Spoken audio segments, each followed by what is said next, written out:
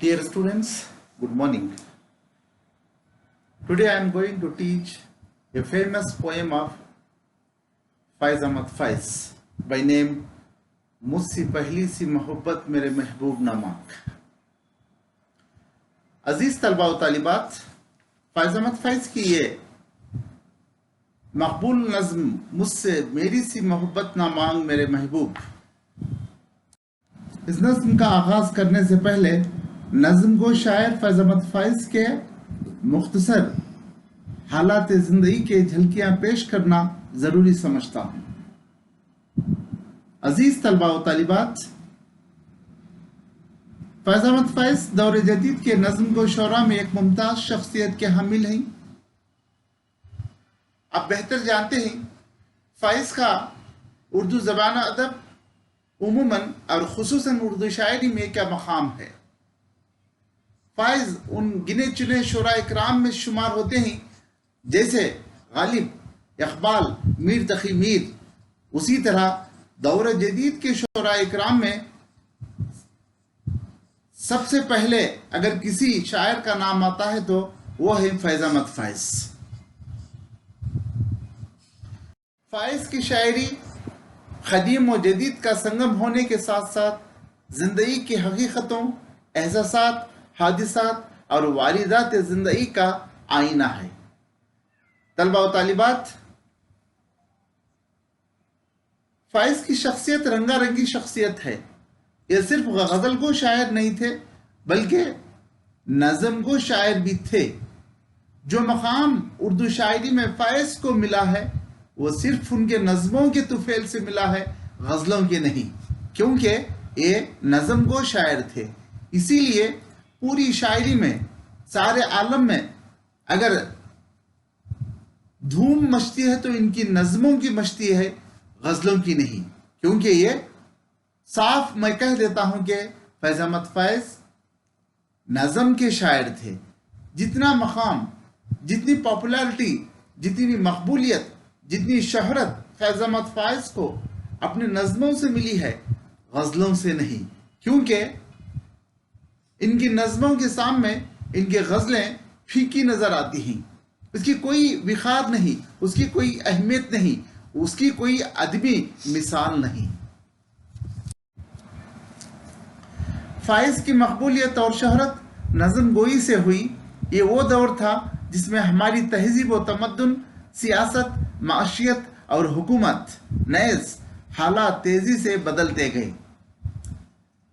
फैज़ ने अंग्रेजी हुकूमत को देखा है, क्योंकि फैज़ का जन्म जब लाहौर में हुआ था, लाहौर उस वक्त क्या है पंजाब में था।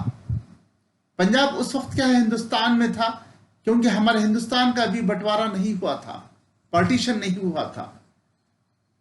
तो लाहौर की मिट्टी को इस बात का फख्र है कि लाहौर की मिट्टी दो ऐसे बुलंद पाया उर्दू शायरों को जन्म दिया।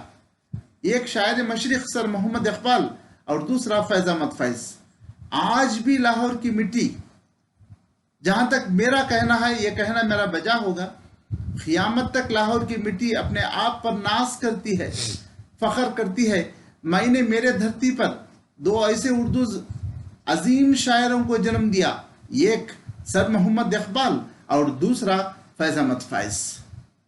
यह है लाहौर की मिट्टी का असर। अजीज तलबा व तालिबात, मैं फैज़ अहमद फैज़ के इन चंद हालात ज़िंदगी को ख़त्म करके अब असल जो मौजू है मेरा, वो है फैज़ अहमद फैज़ की मशहूर मारूफ नज़्म मुझसे पहली सी मोहब्बत मेरी महबूब ना मांग। इसको आपके सामने मैं पढ़ता हूँ, आप समात फरमाइए।